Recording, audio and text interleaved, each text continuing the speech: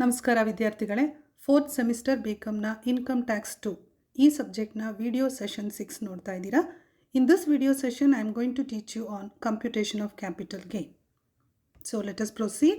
So we are in the 7th problem now. Ravish sold some of his property during 1/4/2019 to 31st March 2020 as under. So ನಮ್ಮ previous ಇಯರಲ್ಲಿ ಏನೇನು sale ಮಾಡಿ ಅವನಿಗೆ gain ಬಂದಿದೆ ಅಂತ ನಾವು calculate ಮಾಡಬೇಕು. Jewellery costing 1,60,000 was sold for 3 lakh in May 2019, which was acquired on June 2016. Jewellery costing 1,60,000 ಅಂತ ಹೇಳಿದ್ರೆ ಇದು ನಮ್ಮ cost of acquisition. Sold for 3 lakh ಅಂತ ಹೇಳಿದ್ರೆ this is our selling price. Now we have to decide whether it is short term capital gain or long term capital gain. Students, if you remember, I have told you in the first video session there are 3 sets of assets to be considered. One is financial asset like shares, securities, etc. To call it as short-term capital gain, the property should be held by the SSE for less than 12 months. More than 12 months ಆದರೆ long-term capital gain ಆಗುತ್ತೆ. ಅದೇ immovable property ಆದಂಥ land and building, residential house ಆದರೆ purchase ಮತ್ತು selling period ನಡುವೆ 12 ಮಂತ್ಸ್ಗಿಂತ ಕಮ್ಮಿ ಇದ್ದರೆ, 2 ಇಯರ್ಸ್ಗಿಂತ ಕಮ್ಮಿ ಇದ್ದರೆ that becomes short term capital gain.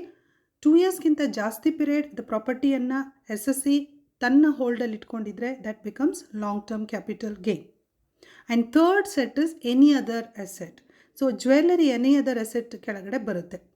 ಅದರಲ್ಲಿ ರೂಲ್ ಏನು ಹೇಳುತ್ತೆ ಅಂದರೆ, if the property is held by the SSE for more than 3 years, it becomes long-term capital gain. Purchase ಮತ್ತು ಸೆಲ್ಲಿಂಗ್ ನಡುವೆ 3 ಇಯರ್ಸ್ಗಿಂತ ಅಂದರೆ 36 ಮಂತ್ಗಿಂತ ಕಡಿಮೆ ಪೀರಿಯಡ್ ಇದ್ದರೆ that becomes short term capital gain. ಈಗ ಈ ಜ್ಯುವೆಲ್ಲರಿಯರಿಗೆ ನಮಗೆ ರೂಲ್ ಅಪ್ಲೈ ಆಗೋದು 3 ಇಯರ್ಸ್. ಇದು 3 ಇಯರ್ಸ್ಗಿಂತ ಜಾಸ್ತಿ ಟೈಮ್ ಅವನ ಕೈಯಲ್ಲಿತ್ತ ಕಮ್ಮಿ ಇತ್ತ ಅಂತ ನಾವು ನೋಡಬೇಕು. ಸೊ ಪರ್ಚೇಸ್ ಯಾವಾಗ ಮಾಡಿರೋದು? ಜೂನ್ 2016 ಸೇಲ್ ಮಾಡಿರೋದು ಮೇ 2019. ಜೂನ್ 16ಇಂದ ಜೂನ್ 17ಗೆ 1 ಇಯರ್. ನೆಕ್ಸ್ಟ್ ಜೂನ್ 18ಗೆ 2 ಇಯರ್ ಆಯಿತು. ನೆಕ್ಸ್ಟ್ ಜೂನ್ 19ಗೆ ಅದು 3 ಇಯರ್ಸ್ ಆಗ್ತಾಯಿತ್ತು. ಆದರೆ ಅವ್ನು ಸೇಲ್ ಮಾಡಿದ್ದು ಜೂನ್ಗಿಂತ ಮೊದಲೇ, ಮೇ. ಅಂದರೆ 3 ಇಯರ್ಸ್ ಅವನ ಹತ್ರ ಈ ಪ್ರಾಪರ್ಟಿ ಇರಲಿಲ್ಲ. So this becomes short term capital gain. Index ಮಾಡುವ ಅಗತ್ಯ ಬರೋದಿಲ್ಲ. Selling price minus cost of acquisition ಮಾಡಿದರೆ ಸಾಕು. Okay, so will go to the next one, residential house, second asset. ಈ ಪ್ರಾಬ್ಲಮಲ್ಲಿ ಮೋರ್ ದೆನ್ 1 ಅಸೆಟ್ ಇದೆ. ಹಾಗಾಗಿ ಪ್ರತಿ ಅಸೆಟ್ಗೂ ನಾವು ಸಪ್ರೇಟಾಗಿ ಕ್ಯಾಪಿಟಲ್ ಗೇನನ್ನು ಕ್ಯಾಲ್ಕುಲೇಟ್ ಮಾಡಬೇಕು. So let us see, residential house at Bangalore which was inherited ಅಂದ್ರೇನು? ಅವ್ನು ಪರ್ಚೇಸ್ ಮಾಡಲಿಲ್ಲ, ಆದರೆ ಅವನಿಗೆ ಆ ಪ್ರಾಪರ್ಟಿ ವಿಲ್ಲಲ್ಲಿ, ಗಿಫ್ಟಲ್ಲಿ ಅವನ ಪೇರೆಂಟ್ಸಿಂದನೋ, ಅಂಕಲಿಂದನೋ, ಗ್ರ್ಯಾಂಡ್ ಪೇರೆಂಟ್ಸಿಂದನೋ ಬಂದಿದೆ. ಹಾಗಾದರೆ ಅವನ ಹತ್ರ ಪರ್ಚೇಸ್ ಪ್ರೈಸ್ ಇರೋದಿಲ್ಲ. ಆವಾಗ ನಾವೇನು ಮಾಡಬೇಕು? ಪ್ರೀವಿಯಸ್ ಓನರ್ನ ಪರ್ಚೇಸ್ ಪ್ರೈಸ್ ಅಥವಾ ಫೇರ್ ಮಾರ್ಕೆಟ್ ವ್ಯಾಲ್ಯೂ, ಇದೆರಡರಲ್ಲಿ ಯಾವುದು ಹೈ ಇದೆಯೋ ಅದನ್ನು ತೊಗೊಳ್ಬೇಕು. ಪ್ರೀವಿಯಸ್ ಓನರ್ ಪರ್ಚೇಸ್ ಪ್ರೈಸ್ ಕೊಟ್ಟಿಲ್ಲ ಅಂದರೆ ಲೆಕ್ಕದಲ್ಲಿ ಫೇರ್ ಮಾರ್ಕೆಟ್ ವ್ಯಾಲ್ಯೂ ಇರುತ್ತೆ. ಓಕೆ, ಈ ಪ್ರಾಪರ್ಟಿ ಅವನಿಗೆ ಇನ್ಹೆರಿಟಲ್ಲಿ ಬಂದಿರೋದು 1994. ಅವನು ಅಕ್ಟೋಬರಲ್ಲಿ 17 lakhಗೆ ಮಾರಿದ್ದಾನೆ. So this is our selling price. Fair market value as on 1/4/2001 8,28,000. ಇದು ನಮ್ಮ ಕಾಸ್ಟ್ ಆಫ್ ಎಕ್ವಿಸಿಷನ್ ಆಗುತ್ತೆ. ಬಿಕಾಸ್ ಅವ್ನು ಪರ್ಚೇಸ್ ಮಾಡಿಲ್ಲ, ಫೇರ್ ಮಾರ್ಕೆಟ್ ವ್ಯಾಲ್ಯೂ ಕೊಟ್ಟಿದ್ದಾರೆ. Cost of improvement made in 1999 3 lakh ಅಂತ ಹೇಳಿದ್ದಾರೆ. ನಿಮಗೆ ಹೇಳಿದ್ದೆ ನಾನು, 1/4/2001ಗಿಂತ ಮುಂಚೆ ಮಾಡಿರುವಂತಹ cost of improvement like addition, alteration, first floor construction, second floor construction ಏನಾದರೂ 1/4/2001ಗೆ ಮೊದಲು ಮಾಡಿದರೆ ನಾವು ತೊಗೊಳ್ಬಾರ್ದು. ಇದು 99 ಆಗಿರೋದ್ರಿಂದ ಇದನ್ನು ಲೆಕ್ಕದಲ್ಲಿ ನಾವು ತೊಗೊಳ್ಳಲ್ಲ, ಈ ಇಂಪ್ರೂವ್ಮೆಂಟನ್ನು, ಯಾವುದು 3 lakhನ. Next, cost of improvement made during the year 2011 and 12 1,90,000 ಇದೆ. ಇದನ್ನು ನಾವು ತೊಗೊಳ್ಬೇಕು. ಇದು ಲಾಂಗ್ ಟರ್ಮ್ ಆಗಿರೋದ್ರಿಂದ 2011-12 ಲಾಂಗ್ ಟರ್ಮ್ ಎಸೆಟ್ಗೆ ಸಂಬಂಧಪಟ್ಟಿರೋದ್ರಿಂದ ಇದಕ್ಕೆ ಇಂಡೆಕ್ಸ್ ಮಾಡಬೇಕು, COIಗೆ ಇಂಡೆಕ್ಸ್ ಮಾಡಬೇಕು. ಎಕ್ಸ್ಪೆನ್ಸಸ್ ಆನ್ ಟ್ರಾನ್ಸ್ಫರ್ 50,000, ಇದು ನಮ್ಮ ಸೆಲ್ಲಿಂಗ್ ಎಕ್ಸ್ಪೆನ್ಸ್ ಆಗುತ್ತೆ. ಸೆಲ್ಲಿಂಗ್ ಪ್ರೈಸಿಂದ, ಈ ಸೆಲ್ಲಿಂಗ್ ಪ್ರೈಸಿಂದ ನಾವು ಇದನ್ನು 17 lakhಯಿಂದ ಮೈನಸ್ ಮಾಡಬೇಕು. ಇದು ಲಾಂಗ್ ಟರ್ಮ್ ಅಸೆಟ್ 1994 ಇನ್ಹೆರಿಟ್ ಆಗಿರೋದು, ಪ್ರೀವಿಯಸ್ ಇಯರಲ್ಲಿ ಸೇಲ್ ಮಾಡಿರೋದು. So long term capital gain ಅಂದರೆ ಇಂಡೆಕ್ಸ್ ಮಾಡಬೇಕು. Next, house hold furniture costing 28,000 in 2012 and 13, sold in February 2020 for 30,000. ಈ ಲೆಕ್ಕ ಮಾಡಬೇಕಾ? ಹೌಸ್ ಹೋಲ್ಡ್ ಫರ್ನಿಚರ್ ಅಂದರೆ ಮನೆಯ ಫರ್ನಿಚರ್. ಮನೆಯ ಫರ್ನಿಚರನ್ನು ನಾವು ಕ್ಯಾಪಿಟಲ್ ಅಸೆಟ್ ಅಂತ ಕರೆಯೋದಿಲ್ಲ. ಹಾಗೆಯೇ ಮನೆಯ ಕಾರನ್ನು ಕೂಡ ನಾವು ಕ್ಯಾಪಿಟಲ್ ಅಸೆಟ್ ಅಂತ ಕರೆಯೋದಿಲ್ಲ for the purpose of income tax. ಹಾಗಾಗಿ ಹೌಸ್ ಹೋಲ್ಡ್ ಫರ್ನಿಚರ್, ಈಗ ನೀವು ನಿಮ್ಮ ಮನೆಯ ಫರ್ನಿಚರನ್ನು ಮಾರಿದರೆ, ಕಾರನ್ನು ಮಾರಿದರೆ ತೆರಿಗೆ ಕಟ್ತೀರಾ? ಇಲ್ಲ ತಾನೆ. The same rule applies here. You don't have to calculate capital gain for this. ಇದನ್ನು ಇಗ್ನೋರ್ ಮಾಡಿ, ಪ್ರಾಬ್ಲಮನ್ನು ಕಂಪ್ಯೂಟೇಷನ್ ಮಾಡಬೇಡಿ. Because this is not a capital asset. Next fourth asset ಕೊಟ್ಟಿದ್ದಾರೆ ಮೆಷಿನರಿ. ಮೆಷಿನರಿ ಅಂದ ತಕ್ಷಣ ನಿಮ್ಗೆ ನೆನಪು ಬರಬೇಕು, ಇದು ಡಿಪ್ರಿಸಿಯೇಷನ್ಗೆ ಬರುವಂಥ ಒಂದು ಅಸೆಟ್. ಹಾಗಾಗಿ ರಿಟರ್ನ್ ಡೌನ್ ವ್ಯಾಲ್ಯೂ ಕೊಟ್ಟಿದ್ದಾರೆ. 1/4/2019 ರಿಟರ್ನ್ ಡೌನ್ ವ್ಯಾಲ್ಯೂ ಕೊಟ್ಟಿದ್ದಾರೆ. ನಮಗೆ ಕಾಸ್ಟ್ ಆಫ್ ಎಕ್ವಿಸಿಷನ್ ಬೇಡ, ಇದರಲ್ಲಿ ರಿಟರ್ನ್ ಡೌನ್ ವ್ಯಾಲ್ಯೂವನ್ನೇ ಕಾಸ್ಟ್ ಆಫ್ ಎಕ್ವಿಸಿಷನ್ ಅಂತ ತೊಗೊಳ್ತೀವಿ. ಅದು 76,000 ಅಂತ ಹೇಳಿದ್ದಾರೆ. And it was sold in 1/12/2019 for 90,000 ಅಂತ ಕೊಟ್ಟಿದ್ದಾರೆ. ಸೊ 90,000 selling price, 76,000 cost of acquisition.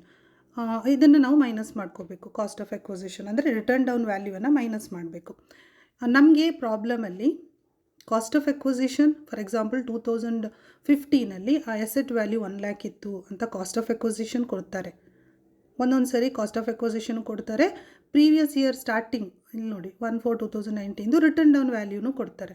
ಆಗ ನಾವು ಇದನ್ನು ಪರ್ಚೇಸ್ ಪ್ರೈಸನ್ನು ಟಚ್ ಮಾಡೋಕ್ಕೆ ಹೋಗಬಾರ್ದು. ನಾವು ಬರೀ ರಿಟರ್ನ್ ಡೌನ್ ವ್ಯಾಲ್ಯೂವನ್ನೇ ಲೆಕ್ಕದಲ್ಲಿ ತೊಗೊಳ್ಬೇಕು.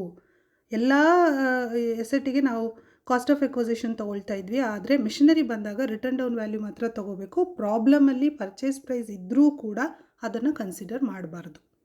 ಬಿಕಾಸ್ ಇದು ಡಿಪ್ರಿಸಿಯೇಬಲ್ ಅಸೆಟ್ ಆಗಿರೋದ್ರಿಂದ ರಿಟರ್ನ್ ಡೌನ್ ವ್ಯಾಲ್ಯೂವಲ್ಲಿ ನಾವು ಕಂಪ್ಯೂಟೇಷನ್ ಮಾಡ್ತೀವಿ.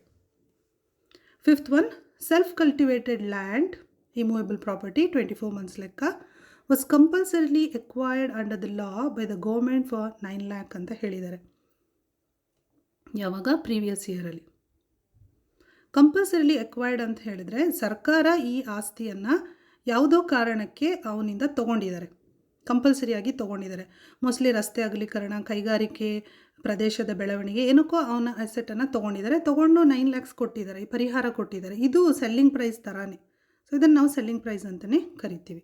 2004 and 5 4,80,000 ಅದರದ್ದು ಕಾಸ್ಟ್ ಇತ್ತು. ಇದನ್ನು ನಾವು ಕಾಸ್ಟ್ ಆಫ್ ಎಕ್ವಿಸಿಷನ್ ಅಂತ ತೊಗೊಳ್ತೀವಿ.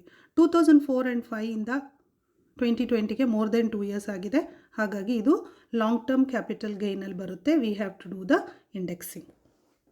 ಪರಿಹಾರ ಏನು ಕೊಟ್ಟಿದ್ದಾರೆ? ಅದೇ selling price. Compulsory acquired under the law by the government for 9 lakh ಅಂತ ಕೊಟ್ಟಿದ್ದಾರೆ, ಅದೇ ಸೆಲ್ಲಿಂಗ್ ಪ್ರೈಸ್ ಆಗುತ್ತೆ. So problem long term capital gain ಕೂಡ ಇರೋದ್ರಿಂದ CII ಕೊಟ್ಟಿದ್ದಾರೆ. ಬೇಸ್ ಪೀರಿಯಡ್ 2001 and 2 ಕೊಟ್ಟಿದ್ದಾರೆ. ಇದು ಯಾವ ಎಸೆಟ್ 1/4/2001 ಆ ಕಡೆಗಿದೆಯೋ ಅದಕ್ಕೆ ಈ ಇಂಡೆಕ್ಸ್ ಬೇಕಾಗುತ್ತೆ. 1/4/2001 and 2 ಇರೋಂಥ ಎಸೆಟಿಗೂ ಬೇಕು. ಸೊ ಇದೆಲ್ಲ ಇಂಡೆಕ್ಸ್. ಸೊ ಇಯರ್ ಆಫ್ ಸೇಲ್ದು ಇಂಡೆಕ್ಸ್ 289 ಇದೆ. So will start with the problem. ಅದಕ್ಕೆ ಮುಂಚೆ ಇಷ್ಟೊತ್ತು ನಾನು ಎಕ್ಸ್ಪ್ಲೈನ್ ಮಾಡಿದ್ದನ್ನೇ ಇಲ್ಲಿ ನಿಮಗೆ PPTಯಲ್ಲಿ ಕೊಟ್ಟಿದ್ದೀನಿ. ಪ್ರತಿ ಕ್ಯಾಪಿಟಲ್ ಅಸೆಟ್ಟಿಗೂ ಸಪ್ರೇಟಾಗಿ ನಾವು ಕ್ಯಾಲ್ಕುಲೇಷನ್ ಮಾಡಬೇಕು. ರೆಸಿಡೆನ್ಷಿಯಲ್ ಪ್ರಾಪರ್ಟಿಗೆ ಫೇರ್ ಮಾರ್ಕೆಟ್ ವ್ಯಾಲ್ಯೂ ಕೊಟ್ಟಿದ್ದಾರೆ, ಅದೇ ಕಾಸ್ಟ್ ಆಫ್ ಎಕ್ವಿಸಿಷನ್ ಆಗುತ್ತೆ. Cost of improvement by the SSC or the previous owner before 1/4/2001 ತೊಗೊಳ್ಬಾರ್ದು. Jewellery short term capital gain, ಯಾಕಂದರೆ it is held for less than 36 months ಅಂದರೆ 3 yearsಗಿಂತ ಕಮ್ಮಿ. Land and building and residential ಹೌಸಿಗೆ above 24 monthಗೆ long term capital gain ಆಗುತ್ತೆ. House hold furniture is not taken for tax because it is not capital asset. And machinery is always STCG. ಇದೊಂದು ನೆನ್ಪಿಟ್ಕೊಳ್ಳಿ. 2015 ತೊಗೊಳ್ಳಿ, 2004 purchase ಮಾಡಲಿ, ಅದು ಲಾಂಗ್ ಟರ್ಮ್ ಅಸೆಟ್ ಥರ ಕಂಡರೂ ಕೂಡ ನಾವು ಯಾವತ್ತೂ ಕೂಡ ಶಾರ್ಟ್ ಟರ್ಮ್ ಕ್ಯಾಪಿಟಲ್ ಗೈನೇ ಅದನ್ನು ಕನ್ಸಿಡರ್ ಮಾಡಬೇಕು. Because we always do it fresh with the return down value in each year.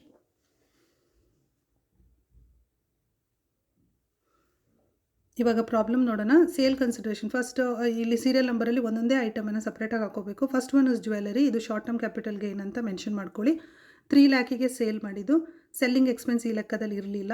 Cost of acquisition ಅವನು ಎಕ್ವೈರ್ ಮಾಡಿದ್ದು, ಪರ್ಚೇಸ್ ಮಾಡಿದ್ದು 1,60,000ಗೆ. ಸೊ ಅದನ್ನು ಈಚೆ ಫಸ್ಟ್ ಕಾಲಮಿಂದ ಸೆಕೆಂಡ್ ಕಾಲಮ್ಗೆ ಶಿಫ್ಟ್ ಮಾಡಿಕೊಂಡು ಮೈನಸ್ ಮಾಡಿದ್ರೆ 1,40,000 ಶಾರ್ಟ್ ಟರ್ಮ್ ಕ್ಯಾಪಿಟಲ್ ಗೈನ್ ಆಯಿತು ಜ್ಯುವೆಲರಿದು. Second item sale consideration residential building, ಅದು ಲಾಂಗ್ ಟರ್ಮ್ ಕ್ಯಾಪಿಟಲ್ ಗೈನ್ ಅಂತ ನಾವು ಐಡೆಂಟಿಫೈ ಮಾಡಿದ್ದೀವಿ. ಸೆಲ್ಲಿಂಗ್ ಅದು selling price 17 lakh, selling expense 50,000. Formula ಹಾಕ್ಕೊಳ್ಳೋಣ. COA divided by CII year of purchase into CII year of sale. ನಮಗೆ ಇಲ್ಲಿ ಫೇರ್ ಮಾರ್ಕೆಟ್ ವ್ಯಾಲ್ಯೂ ಕೊಟ್ಟಿದ್ರು ಈ ಪ್ರಾಬ್ಲಮಲ್ಲಿ, ಅದನ್ನೇ ಕಾಸ್ಟ್ ಆಫ್ ಎಕ್ವಿಸಿಷನ್ ಅಂತ ತೊಗೊಂಡಿದ್ದೀವಿ. ಕಂಪೇರ್ ಮಾಡೋದಕ್ಕೆ ಕಾಸ್ಟ್ ಆಫ್ ಎಕ್ವಿಸಿಷನ್ ಇಲ್ಲ, ಯಾಕಂದರೆ ಇದು ಅವನಿಗೆ ಇನ್ಹೆರಿಟೆನ್ಸಲ್ಲಿ ಬಂದಿರೋದು. So 8,28,000 fair market value. 2001 and 2 ಅಲ್ಲಿ 100 ಇಂಡೆಕ್ಸ್ ಇತ್ತು. ಇಯರ್ ಆಫ್ ಸೇಲ್ 289 ಇದೆ. So when you calculate you get 23,92,920.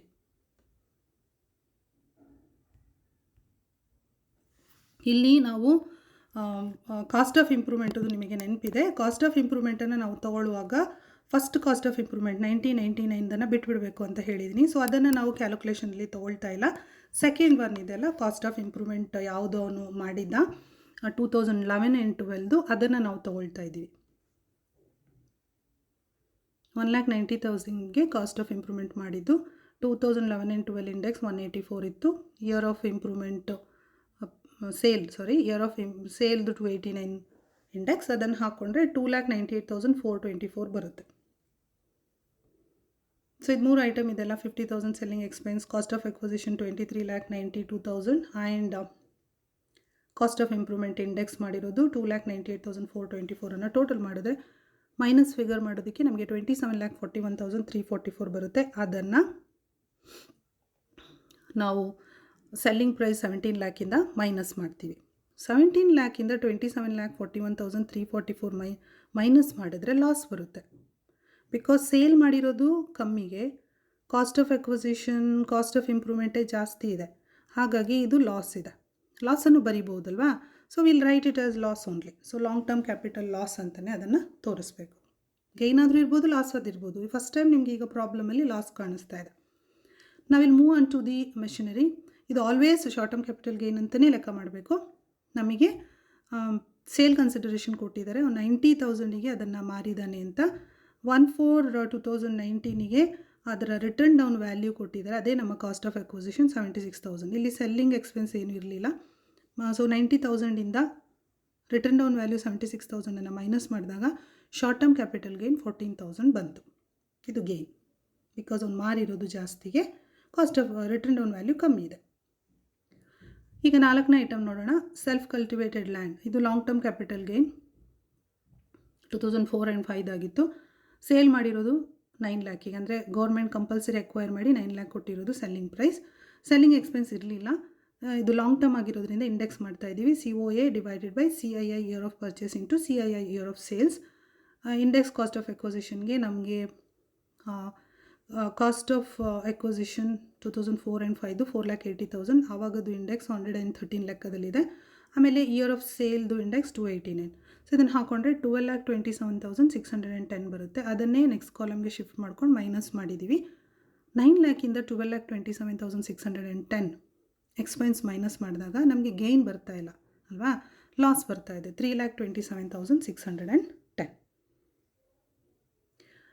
ಈ ಪ್ರಾಬ್ಲಮಲ್ಲಿ 2 ಶಾರ್ಟ್ ಟರ್ಮ್ ಗೇನ್ ಇದೆ, ಒಂದು ಮೆಷಿನರಿ, ಇನ್ನೊಂದು ಜ್ಯುವೆಲ್ಲರಿ. ಸೊ ಅದೆರಡನ್ನು ಟೋಟಲ್ ಮಾಡಿಕೊಂಡೆ 1,54,000 ಬಂತು. ಇದರಲ್ಲಿ ಈ ಲೆಕ್ಕದಲ್ಲಿ 2 ಲಾಸ್ ಇದೆ. 10,41,344 ಆ್ಯಂಡ್ 3,27,610.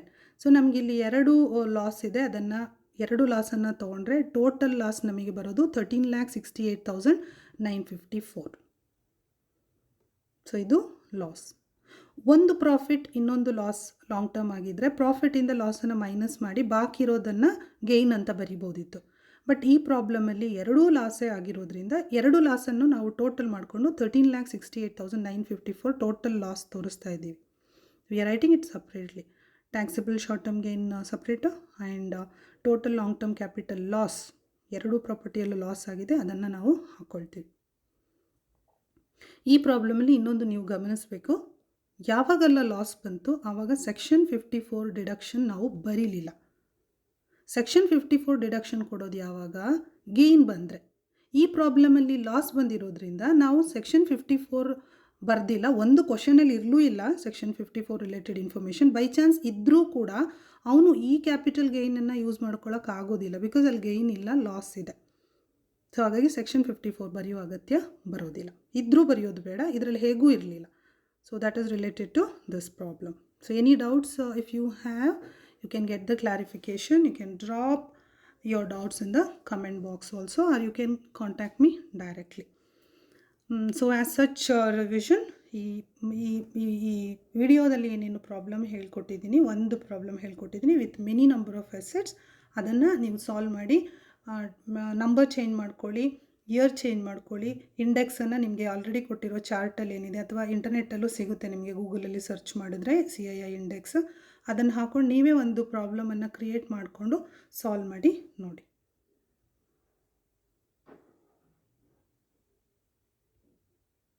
Thank you.